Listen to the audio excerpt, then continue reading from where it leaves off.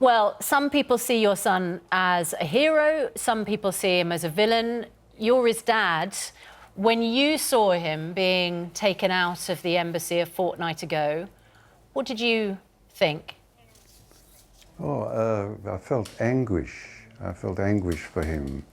But I did notice that Julian had combed his hair, but he hasn't weathered well after 18 months of isolation and no-touch torture, I think we call it.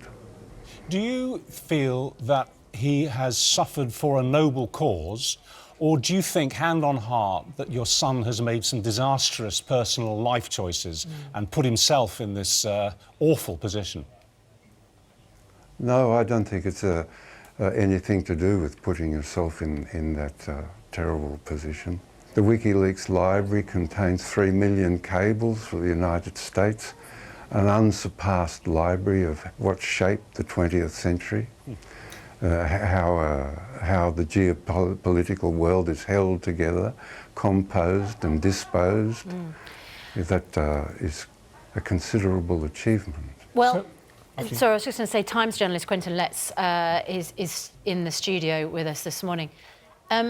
Quentin, there will be people listening to Julian Assange's father in complete agreement, but what do you think about the way that Julian Assange has been treated and how he should be treated from now on? Well, on a human level, my heart goes out to any father. I've got a son, and it would be horrible to see one's son become so obsessed that it becomes, you worry about their emotional well-being. So let's put that to one side. At the same time, there are serious legal questions around Julian Assange.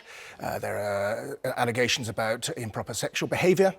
And he has occupied this strange frontier zone between celebrity and slightly unwholesome practices. And the stuff that he was printing and publicising, you have to accept, I think, that it has done damage to the West's military well-being. And at what point do you say, I believe in free speech? And at what point do you say... shining a light on some of the darker but at recesses. what point do you also say, I am a member of Western society and I don't want to be attacked by our enemies? And that is the difficulty. So I think, although on a human level, sure, I feel sorry for the dad, I can't feel sorry for Julian Assange. Well, let's move on to another point here, John. We've spoken about the cause, if you like. We've heard what Quentin said, and he represents a large body of opinion on that. What about these sexual charges, which he may well face in Sweden? He may be extradited to Sweden to face up to those, and those, let's face it, are one of the reasons that he went into hiding, one of the reasons that he went to the embassy, because he didn't want to go to Sweden and face the consequences of the allegations made against him. What's he said to you about that? What's he said to you about that? I have to correct you on that. It's simply not so. It's wrong. Julian constantly offered, from the minute that he was notified that there were allegations, to be interviewed. He went to England upon permission from the prosecutor, Marianne Nye. She gave permission. Instantly, Julian left. She issued a warrant. Julian sought protection of the embassy because his offers, which included protection from being extradited to the United States or any other country, were constantly ignored, ceaselessly ignored, overlooked. In 2013, the Swedes wanted out of it. They wrote to the Crown Prosecuting Service, the Swedish Prosecuting Authority under Marianne Knight, wrote to the Crown Prosecuting Service suggesting that they'd drop the case.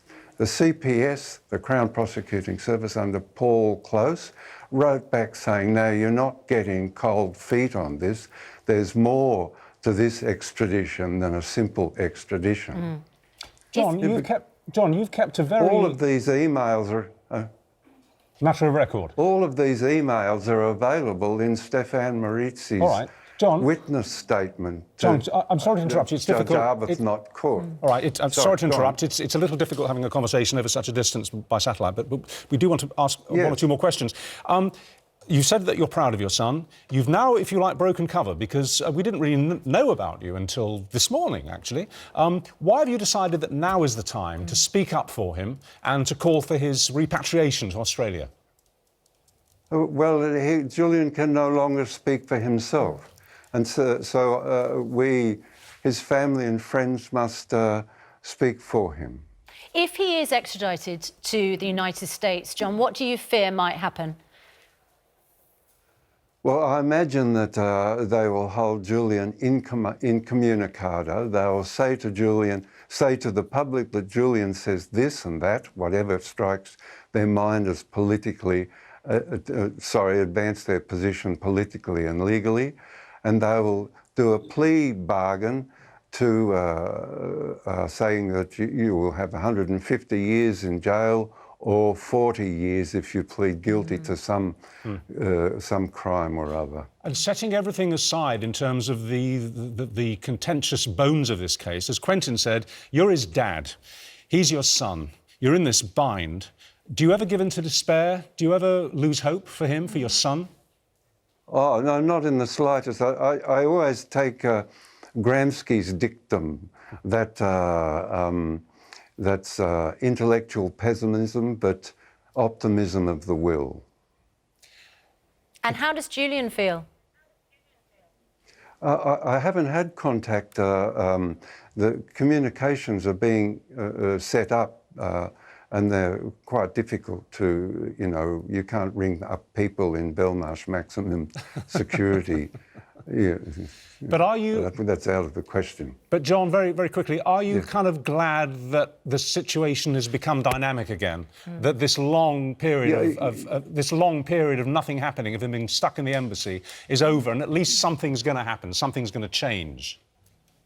I believe that the last 18 months have been almost crushing, and it's good to see that ending, yes. OK. John Shipton, Julian Assange's father. Go on. I suppose, if you want... Go on. No, sorry, John, finish your point. I suppose a good metaphor would be that if you're in a shipwreck, you crawl up onto the beach, you're quite relieved to find yourself alive, even though you don't quite know where you are. You're a very thoughtful man. John, thank you very much indeed for joining us. Thank you. Sorry for the difficulties in communication, but it worked very well in the end. Thank you. Quentin, what do you think is likely to happen now?